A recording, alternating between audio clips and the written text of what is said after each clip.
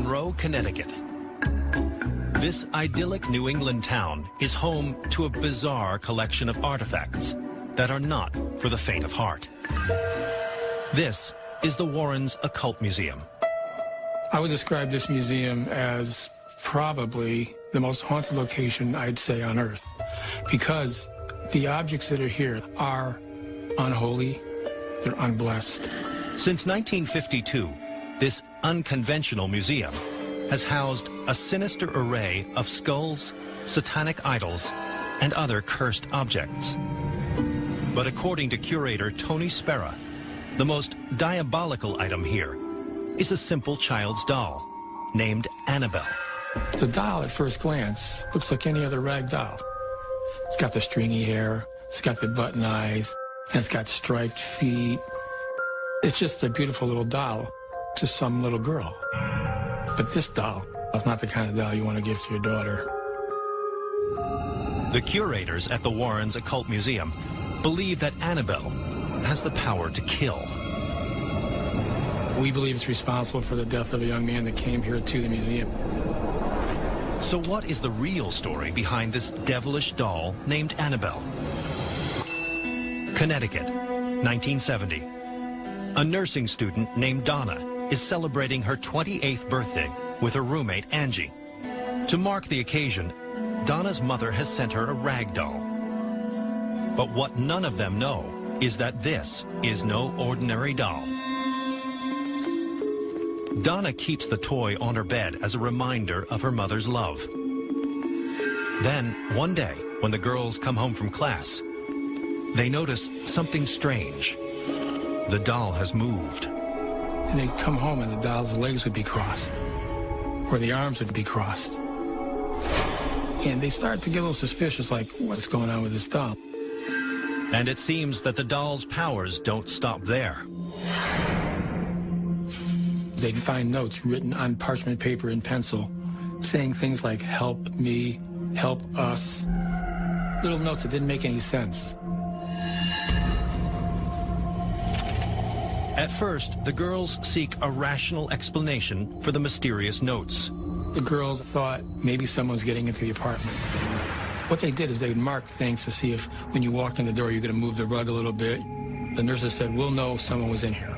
Well, nothing was moved, except the doll.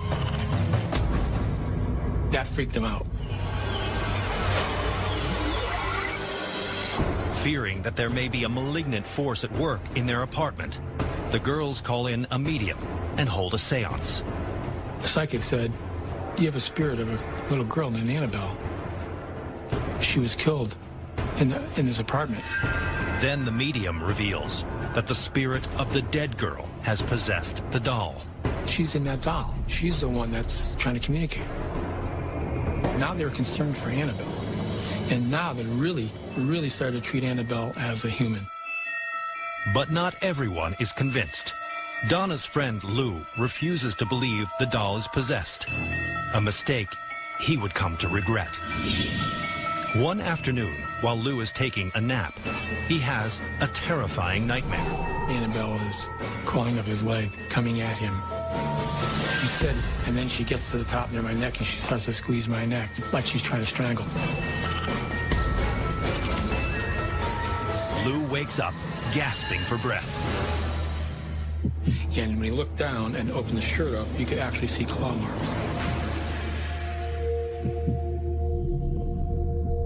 Now they knew. They were frightened. Desperate to be rid of the evil effigy, Donna and Angie contact Ed and Lorraine Warren, founders of the Warrens Occult Museum. And the Warrens have some alarming news. They believe that the spirit lurking within the doll isn't a dead girl, but a demon. I didn't want him to take the doll, and I didn't want to go near it. I didn't want nothing to do with it. But Ed Warren is willing to face down the doll. He agrees to collect Annabelle and bring her back to the museum. The car ride home was terrible. You knew that you were carrying something that was bad, evil. He'd be taking corners, and all of a sudden the car would be jerking, and then it'd start to stall out on him. very uncharacteristic of the car. Finally, he stopped the car. He took a vial of holy water and he sprinkled it on Annabelle in the back seat, and he made the sign of the cross. Ed's actions may have saved their lives. He seemed to calm Annabelle down enough to make it home safely. And for a time, it seems as if the spirit that appeared to inhabit Annabelle has been cast out, until several years later, when one skeptical visitor challenges Annabelle to demonstrate her powers. This young man, he runs up to the case. He says, "This is a bunch of bunk, but I don't believe any of this stuff. If this thing could put slashes on somebody, do something to me right now." Ed was like flabbergasted. He said, "Hey, son, sorry, you have to leave." 3 hours later, this young man was dead. He died instantly when he hit a tree head-on with his motorcycle.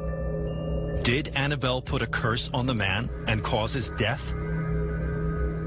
Of course, there's no way to prove it.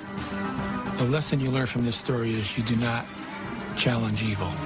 You do not challenge the demonic. And whether you believe it or not, this chilling tale is enough to persuade visitors to the Warrens' Occult Museum to choose their words carefully when in the presence of Annabelle the doll.